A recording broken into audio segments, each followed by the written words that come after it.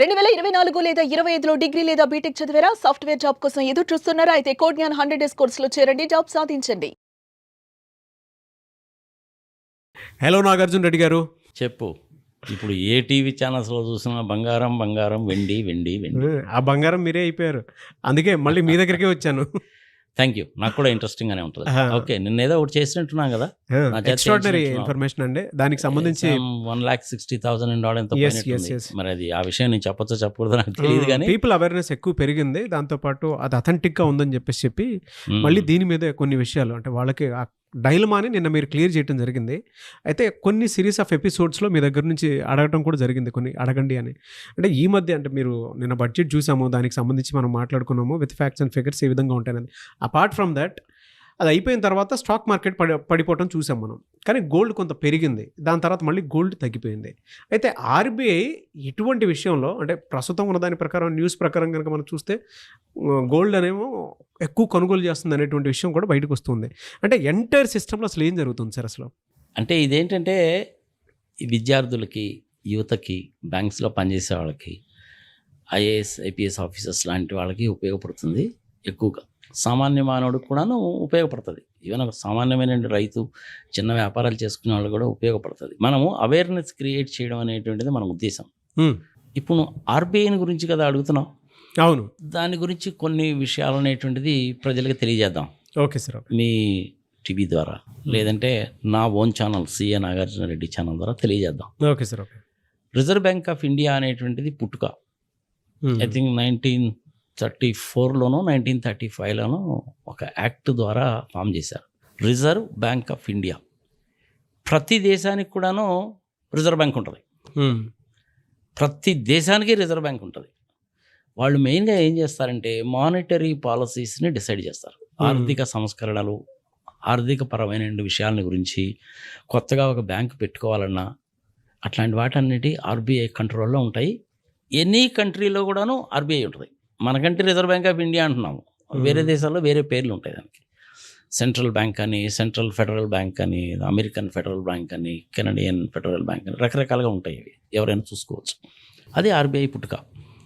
ఇప్పుడు ఈ బంగారం విషయంకి వస్తే ఏమవుతుందంటే ఆర్బీఐ అనేటువంటిది ఈ మధ్య చాలా బంగారం కొంటుంది అన్నావు కదా నువ్వు.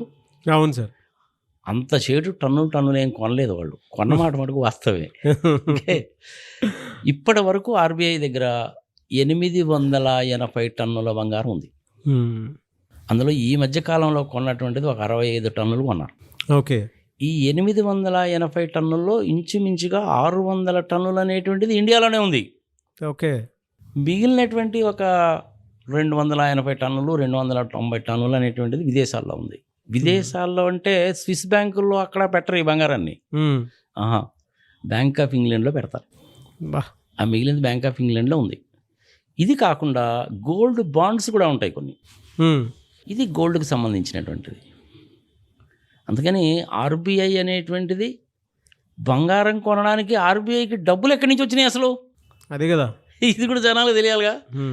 జనరల్గా ఏంటంటే మనకి స్టేట్ బ్యాంక్ ఆఫ్ ఇండియా అయినో ఇంకోటో కనుకైతే మన డిపాజిట్ చేసినటువంటిది బయట వాళ్ళకి వడ్డీలకు ఇచ్చుకుంటారు. ఆ వడ్డీల మీద వచ్చేటువంటిది ఆదాయం వాళ్ళకు ఉంటుంది. మనం డ్రాఫ్ట్లు తీసుకున్నా, చెక్కులు తీసుకున్నా, నెఫ్ట్ ట్రాన్స్ఫర్ చేసిన చార్జ్ చేస్తారుగా, లాకర్ రెంట్స్ అని అవన్నీ ఉంటాయి. మరి ఆర్బీఐకి ఇన్కమ్ ఎక్కడి నుంచి వస్తుంది, ఆదాయం ఎక్కడి నుంచి వస్తుంది? జనాలకు చాలామంది తెలియదు. ఆర్బీఐకి విషయానికి కనుక వస్తే ఇప్పటి వరకు ఆర్బీఐ దగ్గర రిజర్వ్స్ రూపంలో ఉన్నటువంటి డబ్బులు 9.6 లక్షల కోట్లు ఉన్నాయి. 9.6 లక్షల కోట్లు ఉన్నాయి. అందులో నుంచే ఈ బంగారం కొంటారు. విదేశాలకు సంబంధించినటువంటి బాండ్స్ కొంటారు. ఇంగ్లాండ్ వాళ్ళు, జర్మనీ వాళ్ళు, చైనా వాళ్ళు, అమెరికా వాళ్ళు, వీళ్ళందరూ ఏం చేస్తారంటే గవర్నమెంట్ గ్యారంటీడ్ బాండ్స్ని ఇష్యూ చేస్తారు. ఆ బాండ్స్ని కొంటారు, బంగారం కొంటారు, వెండి కొంటారు, ఈ బాండ్స్ కొంటారు. కొంత డబ్బులు ఫిక్స్డ్ డిపాజిట్ల కింద కూడా పెడతారు విదేశాల్లో. షేర్లు లాంటి కొనర్సమా ఆర్బీఐ వాళ్ళు, కొనకూడదు కూడా. అందుకని షేర్ మార్కెట్లో ఎప్పుడు కూడా ఆర్బీఐ వాడు రోల్ ఉండదు. వీటిల్లో మాత్రమే ఇన్వెస్ట్ చేస్తారు. మరి వీళ్ళకి ఈ 9,60,000 కోట్ల రూపాయలు అనేటువంటిది ఇప్పుడు ఆర్బీఐ బ్యాలెన్స్ షీట్ చూస్తే రిజర్వ్స్లో ఏదైతే కనపడుతుందో అదంతా కూడాను ఎక్కడి నుంచి వచ్చింది? ఆర్బీఐకి ఆదాయం. ఎస్. ఆర్బీఐకి ఆదాయం ఏంది అని చెప్పి నువ్వు అడగచ్చు, కానీ ఆర్బీఐకి కూడాను ఇన్కమ్ ఉంటుంది. ఎట్లా వస్తుందో తెలుసా ఇన్కమ్? ఈ గోల్డ్ తక్కువ రేట్లో ఉన్నప్పుడు కొని ఎక్కువ రేట్లో అమ్మేసినప్పుడు ఆదాయం వస్తుంది. ఓకే. అమెరికా వాళ్ళ దగ్గర నుంచి బాండ్స్ కనుక కొంటే, అమెరికా వాళ్ళంటే ట్రంప్ గారు గ్యారంటీ ఇచ్చుంటారు దానికి, ఆ బాండ్స్ కొన్నప్పుడు దాని మీద వడ్డీ వస్తుంది. ఇంగ్లాండ్ వాళ్ళ దగ్గర కొంటారు, చైనా వాళ్ళ దగ్గర కొంటారు, వీళ్ళందరి దగ్గర నుంచి బాండ్స్ కొనుక్కున్నప్పుడు దాని మీద వడ్డీ వస్తుంది. అలా కాకుండా మన చంద్రబాబు నాయుడు గారు, జగన్మోహన్ రెడ్డి గారు, పవన్ కళ్యాణ్ గారు, మమతా బెనర్జీ, స్టాలిన్, వాళ్ళు వీళ్ళు ఎవరైనా కావచ్చు, ఇంక్లూడింగ్ మోడీ గారు కూడా ఓకే ఆర్బీఐ దగ్గర నుంచి అప్పు తీసుకుంటారు. మంగళవారం మన పని అదేగా ఆంధ్రప్రదేశ్లో. అవునవునండి. ప్రతి మంగళవారం వెళ్ళి డబ్బులు తెచ్చుకోవడమేగా. ఇంచుమించుగా 3 లక్షల కోట్లు అనుకుంటాను అప్పు చేశారుగా. అట్లా ఆర్బీఐ వాళ్ళ దగ్గర నుంచి మనం డబ్బులు తీసుకున్నప్పుడు ఆర్బీఐ వాళ్ళకి మనం వడ్డీ కట్టాలి. అది కూడాను ఆర్బీఐకి ఆదాయమే. అలాంటి ఆదాయాలన్నీ కూడాను 1934-35 సంవత్సరంలో రిజర్వ్ బ్యాంక్ పెట్టిన దగ్గర నుంచి కూడా జరుగుతుంది. దాని మూలకంగా వచ్చేటువంటి ఆదాయంలో నుంచి ఈ బంగారం కొంటారు. ఓకే. ఇప్పుడు ఒక్క ఆంధ్రప్రదేశ్ వాళ్ళే ఆర్బీఐ దగ్గర నుంచి ఇంచుమించుగా 3 లక్షల కోట్ల రూపాయలు అప్పు తీసుకున్నారు అంటే దాని మీద 6%, 7%, 8% ఉంటుందంటే ఎంత ఉంటుంది? 3 లక్షల కోట్లు. 3 లక్షల కోట్ల మీద 7% వడ్డీ తీసుకు, దానికి మళ్ళీ రిపో రేటు, రివర్స్ రిపో రేట్ అని ఉంటాయి. దాని గురించి మర్చిపో. ఎంత తీసుకున్నా కానీ 5% అనుకుందాం ఫర్ ఎగ్జాంపుల్. సో ఈ 3 లక్షల కోట్ల మీద 5% అనేసి అంటే ఇంచుమించుగా ఎంత అవుతుంది నీకు? 15 లక్షల కోట్లు, 15,000 కోట్లు అవుతుందిగా. అంతే కదా సార్. అదే ఆర్బీఐకి ఇన్కమ్. ఆ ఇన్కమ్లో నుంచి ఈ బంగారం కొంటారు. ఓకే. అందుకని ఆర్బీఐకి కూడాను ఆదాయం ఉంటుంది, గుర్తుపెట్టుకోవాలి. అలాంటి ఆదాయం 1934 నుంచి పెరిగి పెరిగి పెరిగి పెరిగి వాళ్ళ బ్యాలెన్స్ షీట్లో ఇప్పుడు ఎంత కనపడుతుందంటే 9,60,000 కోట్ల రూపాయలు రిజర్వ్ల కింద కనపడుతున్నాయి. క్యాపిటల్ కాదు, రిజర్వ్. అది ఆ రిజర్వ్లో నుంచి బంగారం కొన్నారు. ఇది ఒక పాయింట్. ఇది ప్రజలు తెలుసుకోవాలి. నెక్స్ట్ థర్డ్ పాయింట్ ఏంటంటే ప్రపంచవ్యాప్తంగా ఇప్పుడు ఏం జరుగుతుంది? చాలా క్యూరియస్ పాయింట్ ఇది. చాలా క్యూరియస్ పాయింట్ కదా. ఇది ఎప్పటి నుంచి మొదలైందంటే 2018-19 సంవత్సరం దగ్గర నుంచి ప్రపంచంలో ఉన్నటువంటి కొంతమంది మేధావులు అనుకో, అక్రమ మేధావులు అనుకో, పనికిమాలిన అనుకో, దిక్కుమాలిన అనుకో, నువ్వు ఏ పేరైనా పెట్టుకాక, నీతిగా నిజాయితీగా వ్యాపారం చేసేటువంటి వాళ్ళ అంటే అటు ఉన్నారు ఇటు ఉన్నారు. ఇది పెద్ద మాఫియా ఇదే. వీళ్ళు 2018-19 దగ్గర నుంచి అప్పుడు ఒక టన్ను ఇప్పుడు ఒక టన్ను బంగారం కొనడం మొదలుపెట్టారు ఆ రోజుల్లో ఉన్న రేట్ల ప్రకారం. మరి ఎవరు వాళ్ళు? అంతా కలిపి తిప్పి కూడా 10 మంది కూడా ఉంటారు. అవును. ఆ 10 మందిలో నాకు తెలిసినటువంటి వాళ్ళు, నేను చూసిన దాన్ని బట్టి చూస్తే హెచ్ఎస్బిసి బ్యాంక్ ఒకటి, హాంకాంగ్ అండ్ షాంఘాయ్ బ్యాంక్ అంటారు, జేపీ మోర్గాన్ వాళ్ళు, మోర్గన్ స్టాన్లీ వాళ్ళు, ఇట్లాంటి ఇంకొక 2-3 బ్యాంకులు ఉన్నాయి. ఈ జేపీ మోర్గాన్ బాగా రెగ్యులర్గా జనాలకు తెలుసు కాబట్టి వాళ్ళ పేర్లు చెప్తున్నా. వేరే బ్యాంకులు కూడా కొన్ని. వీళ్ళందరూ కలిసి చేసినటువంటి మాయాజాలం అన్నమాట ఇది.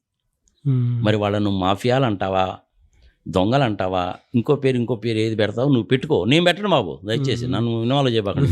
నీ ఇష్టం వచ్చిన పేరు నువ్వు పెట్టుకో. ఓకే. డ్రగ్ మాఫియా, బంగారం mafia, pharmaceutical mafia, land mafia, forest mafia, ఇవన్నీ మాఫియాలే.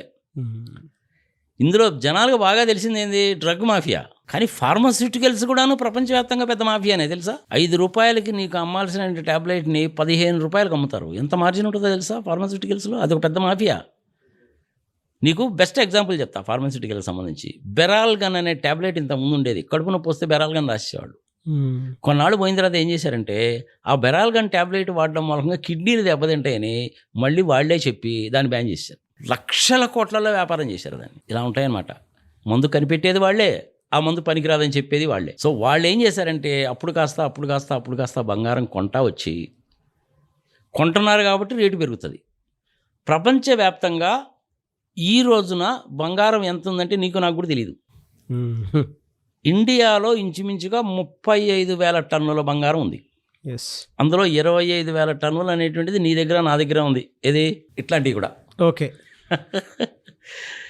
మిగిలినటువంటిది ఒక 4-5 వేల టన్నులు అనేటువంటిది అనంత పద్మనాభ స్వామి దగ్గర, తిరుమల తిరుపతి దేవస్థానం దగ్గర, గుళ్ళల్లో గోపురాల్లో ఉంటుంది. 880 టన్నులు అనేటువంటిది రిజర్వ్ బ్యాంక్లో ఉంది. ఇది టోటల్ లెక్క. ఒక 10 టన్నులు అటో ఇటో ఉండొచ్చులే. కరెక్ట్ లెక్కలు అనేటువంటిది ఎవరి దగ్గర కూడా ఉండవు. ఇది సంగతి గుర్తుపెట్టుకోవాలి. అప్రాక్సిమేట్ ఫిగర్సే, బట్ 99% కరెక్ట్ ఉంటాయి. అంతే. 100% కరెక్ట్ కాదు. సో మరి ఇప్పుడు రిజర్వ్ బ్యాంక్ ఎందుకు కొన్నది అంటే పెరుగుతూ ఉంది. వాళ్ళ దగ్గర రిజర్వ్స్ ఉన్నాయి, రిజర్వ్ బ్యాంక్ దగ్గర డబ్బులు ఉన్నాయి కాబట్టి బంగారం కొన్నారు. రిజర్వ్ బ్యాంకు బంగారం కొనడం అంటే సోమవారం 1 టన్ను, మంగళవారం 2 టన్నులు, బుధవారం 3 టన్నులు కొంటారు, కానీ నీలాగా 4 గ్రాములు కొనరు. అలా బంగారం అనేది ఇంచుమించుగా నాకు తెలిసి ఒక 65 టన్నులు కొన్నారు లాస్ట్ ఇయర్లో. మొన్న జాన్యువరిలో కూడా కొన్నారు. జాన్యువరిలో కూడా ఐ థింక్ 0.6 టన్నులు కొన్నారు, 0.6 టన్నులు కొన్నారు. మొన్న జాన్యువరి మంత్లో కూడా కొన్నారు. ఇప్పుడు మన ఫిబ్రవరి 2 కదా, జాన్యువరిలో కూడా బంగారం కొన్నారు. వాళ్ళు ఎప్పుడైతే అంటే ఒక సామాన్య మానవుడి లెక్కలో చెప్పాలంటే ఈ జేబీ మోర్గాన్ వాళ్ళు, హెచ్ఎస్బిసి బ్యాంక్ వాళ్ళు 30,000 రూపాయలకి, 35,000కి, 40,000కి ఇది 10 గ్రాములు లెక్క, 10 గ్రాములు స్టాండర్డ్ చేసుకో కొంటా పోయారు ఈ 5-6 సంవత్సరాల నుంచి. కొంట పోయేసరికి ఏమైంది, జనాలకి రేటు పెరుగుతుంది అని చెప్పి సామాన్య మానవులు ఏం చేశారంటే ఎగబడి కొండ మొదలు పెట్టారు. 3 రూపాయల వడ్డీకి డబ్బులు తీసుకొచ్చి కూడా బంగారం కొండ మొదలు పెట్టారు. దాంతో అది పెరుగుతూ పోయింది.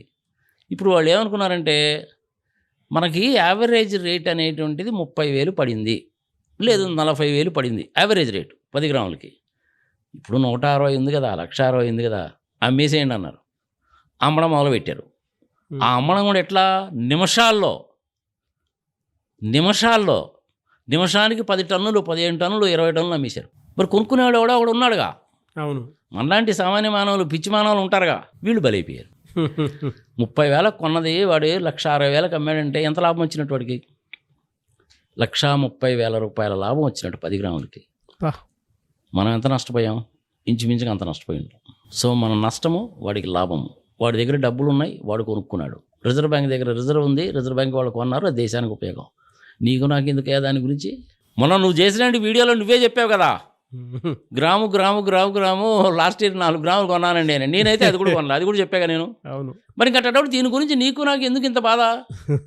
వాళ్ళంతా కూడాను పెద్ద పర్వతాలు లాంటి వాళ్ళు స్వామి, వాళ్ళు మాఫియా గ్యాంగులు, పర్వతాలు లాంటి వాళ్ళు, డబ్బులు ఉన్నాయి, వాళ్ళు కొనుక్కున్నారు. సో ఆ పరంగానే చూసుకుంటే గేమ్ ఆడుతున్నారు, అంతే కదా సార్? 100%. నేను నిన్ననే చెప్పా కదా నీకు, గ్యాంబ్లింగ్ అని చెప్పా కదా నీకు. అవును, అంతే. మరి అదే ఆడుకుంటారు వాళ్ళు అదే ఆడుకున్నారు. బలైపోయింది ఎవరు? సామాన్య మానవుడు బలైపోయాడు. మీలాంటి వాళ్ళు మాలాంటి వాళ్ళు పిలిచేమో చెప్తారు, చెప్తా ఉంటారు. పోలేండి సార్, ఈ టైంలో కొనడం కూడా అంత కరెక్ట్ కాదనేటువంటి విషయాన్ని బాహాటంగా కొంచెం సజెస్ట్ చేయడం జరిగింది. And thank you sir. అది సార్.